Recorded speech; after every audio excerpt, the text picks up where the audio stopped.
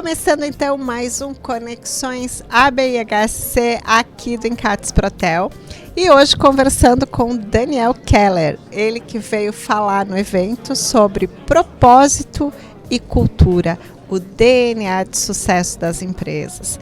Daniel, muito prazer em te receber aqui, falar sobre um tema tão importante para a hotelaria, né? E não só para a hotelaria, mas para todas as empresas de todos os setores. Afinal de contas, quando a gente tem um propósito muito claro e definido, quando a gente tem uma cultura muito bem definida da nossa empresa também, a gente consegue alcançar objetivos que parecem inatingíveis.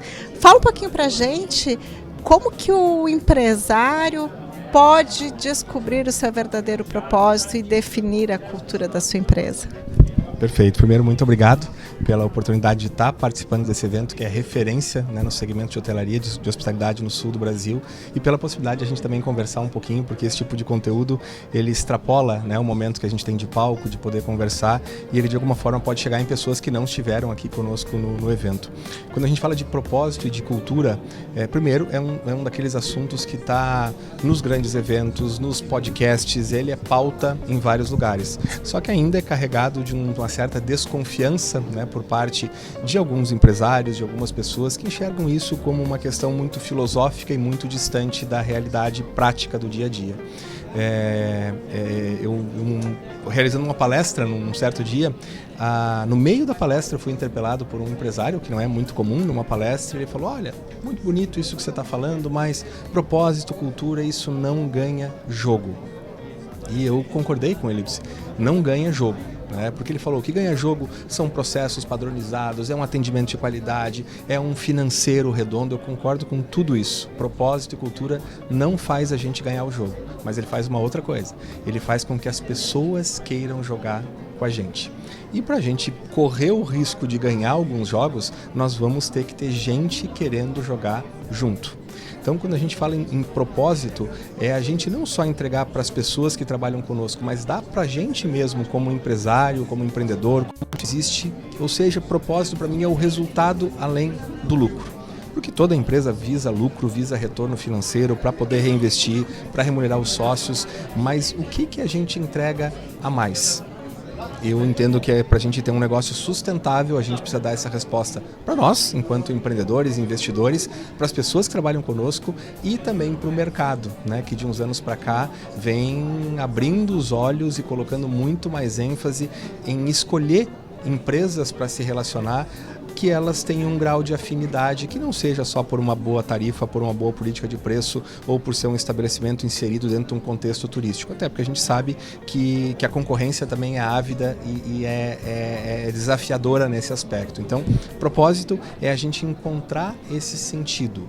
E eu entendo que ele não é um exercício de a gente, vamos escrever uma frase bonita e de impacto, né? Tanto que às vezes eu sou procurado dizer assim, nos apoia na construção do nosso propósito, e eu falo muito até o verbo que tu usou, vamos encontrar ou reencontrar, porque em algum lugar, né, e eu costumo dizer que quando a gente olha lá para trás, para aquilo que moveu as pessoas a começarem um negócio, é bem possível que lá atrás a gente tinha um sentimento de propósito, e é possível que ele, por não ter sido formalizado, não ter sido compartilhado, ele foi se perdendo ao longo do tempo. Então, para mim, o propósito tem, né, essa função de nos reconectar com a nossa essência e também nos apoiar na nossa tomada de decisão, porque eu começo a ter um grande guia, um grande farol sobre o que eu devo fazer e o que eu não devo fazer, porque ele precisa ser coerente com o meu propósito, né? E colado, né, com isso vem o assunto da cultura, que eu também acho que tu queres explorar um pouquinho mais ele, né? Demais, porque é justamente isso, né? As empresas, agora estávamos aqui conversando também de bastidores, as empresas têm uma certa dificuldade, às vezes, de conseguir definir, especialmente quando é uma empresa familiar. Como que um empresário começa ou dá o primeiro passo para essa definição de cultura dentro da empresa? Legal. A cultura, ela é uma forma nova, quem sabe, de a gente apresentar, ou ela engloba uma série de outros elementos, mas que durante muito tempo a gente olhava como os valores da empresa. Só que eu vejo que a forma como os valores foram abordados dentro de muitas organizações fez com que as pessoas que trabalham na empresa olhassem para aquilo com uma expectativa de que a responsabilidade de viver aquilo é da empresa, como se existisse um CNPJ que faz as coisas acontecerem. E quando a gente traz isso para um olhar de cultura, a gente se apoia inclusive na definição que é extra o ambiente empresarial, porque cultura é o conjunto de costumes, é o conjunto de hábito, é o nosso jeito de pensar e de agir como grupo. As nossas famílias têm uma cultura, os lugares que a gente nasceu, que a gente vive tem uma cultura, um grupo religioso, um grupo político, todo grupo tende a ter elementos de cultura. Então, como é que a empresa pode começar a trabalhar e se beneficiar dessa cultura um pouco mais clara, compartilhada e vivida? A primeira coisa, assim como a gente falou do propósito, é encontrar. Quais são jeitos de a gente ser, de a gente pensar e de a gente agir, que são marcas registradas desse negócio? Porque se eu não deixar isso claro, com alguns elementos comunicados para as pessoas, é natural que as pessoas que vão chegando no negócio, cada um carregue consigo a sua cultura de casa, das suas outras experiências profissionais. E se a gente não entregar um referencial para as pessoas sobre como é que a gente funciona aqui, é muito provável que a nossa empresa vire uma torre de Babel, com cada um falando uma língua diferente, né? Então é importante também frisar que cultura, eu gosto de frisar dois aspectos, não são regras. Regras são aquelas coisas básicas do dia a dia, cumprimento de horário. Cultura, ela fala muito mais sobre o nosso jeito de ser. Como é que a gente pensa e como é que a gente age? A gente não quer que todas as pessoas sejam iguais, até porque isso é impossível, especialmente num mundo que cada vez dá mais vazão para a diversidade. Só que minimamente, quando a gente escolhe trabalhar num lugar, ou nós escolhemos as pessoas para trabalharem conosco, se elas não acreditarem em coisas comuns, olha, a gente tem um grau de dificuldade muito grande para fazer as coisas acontecerem. Claro, e daí o segundo ponto que eu destaco, que a cultura, nos últimos anos, especialmente pelas empresas mais contemporâneas, mais inovadoras, modernas, elas se transformou num ícone de querer agradar os colaboradores. Então vamos construir uma cultura que mostre que é legal trabalhar com a gente. Só que aí eu também vejo que a cultura não tem o papel de agradar as pessoas na empresa. A cultura tem o papel de deixar claro como é o nosso jeito de ser.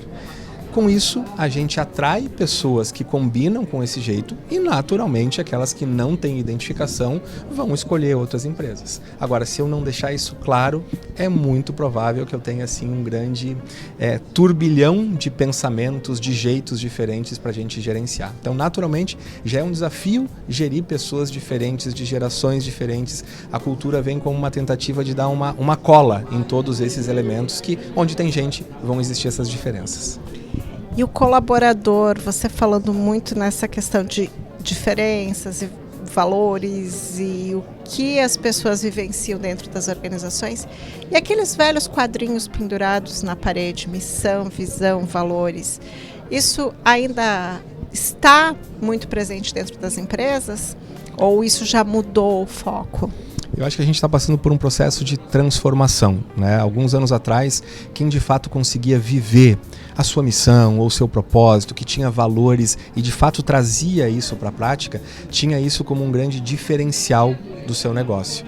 Hoje, eu acho que mais empresas estão despertando para isso, porque a gente começou a ver que a ausência desses elementos, eles nos atrapalham muito na gestão cotidiana, seja na seleção, na retenção, na fidelização das pessoas, no nível de engajamento e de comprometimento. Então, acho que a gente está assim no meio de uma travessia, onde um assunto que era compreendido por poucos, mas que foi amplamente divulgado, tanto que a gente encontra muito por aí ainda os quadrinhos pendurados, com textos que foram pensados pela consultoria, num processo de capacitação, mas que a gente não vive isso na prática. né? Então, para mim, propósito e cultura, eu escrevi já, inclusive, sobre isso, para mim é mais ou menos como funciona o nosso processo de respiração. A gente coloca para dentro aquilo que é propósito, aquilo que faz parte da cultura, que é o oxigênio necessário para irrigar todo o nosso corpo, e ao mesmo tempo a gente expira aquilo que não combina com o nosso jeito de ser. E esse mecanismo, eu gosto muito dessa analogia, dessa comparação de quaisquer coisas, né? E a empresa igualmente com um mecanismo, um organismo vivo. Eu acho que a cultura e o propósito é o que mantém a gente vivo ao longo do tempo. Lembrando de novo do que eu começava falando, né? Que não substitui em nenhum momento a importância de bons processos, boa estratégia, política de precificação, gestão, indicadores, nada disso. Mas para mim esse é um elemento que está antes, que está mais na essência, e por isso que a gente trabalhou esse conteúdo como DNA. Ele está lá naquilo que é mais íntimo de toda empresa. Uau! Nossa, a gente poderia ficar aqui horas falando, porque afinal de contas esse tema realmente é o coração das empresas. Quem não tem isso claro, quando a gente não sabe onde quer chegar, qualquer caminho serve, a gente pode se perder nesse meio da estrada. Então, Daniel, uma mensagem final para todo mundo que está aqui nos ouvindo e nos assistindo sobre propósito, sobre cultura e sobre esse DNA de sucesso das empresas. Perfeito. De novo, agradecendo, né, pela possibilidade de a gente ter esse papo, que concordo contigo, ele é muito extenso, ele pode ser aprofundado sobre diversas nuances, diversas perspectivas, mas eu acho que eu gostaria sim de deixar uma grande reflexão e até uma provocação, que a gente não se distraia, né, enquanto empreendedores, empresárias, empresários, líderes, com a falta de engajamento das pessoas, que a gente não se distraia com esse discurso de geração que é mais difícil, geração mais comprometida e menos comprometida. Então que a gente não se distraia com isso, porque às vezes isso é só um sintoma de que as pessoas ainda não sabem no que elas devem acreditar. E propósito e cultura, para mim, são quem sabe, os dois grandes elementos mais essenciais que, se as pessoas acreditarem nisso e elas viverem isso, todos os outros desafios que qualquer negócio tem, eles são passíveis de serem superados. Então, que a gente não se distraia e a gente se pergunte, será que as pessoas que estão conosco, elas acreditam em coisas comuns? Elas acreditam e elas vivem essas coisas? É nosso papel como empresa oferecer e envolver as pessoas nessas coisas comuns. Uau, que delícia aqui, ó. Arrepiou. Porque é verdade, essa mensagem toca a alma da gente e é um prazer imenso poder levar isso. Então, ó, não se distraia, foque. E se você não participou esse ano do Encates Protel, 2026 está aí a oportunidade de qualificação gratuita para toda a sua equipe. Você se atualizar das melhores práticas com palestrantes renomados como o Daniel Keller aqui. Então, programe-se, participe do Encates Protel até 2026.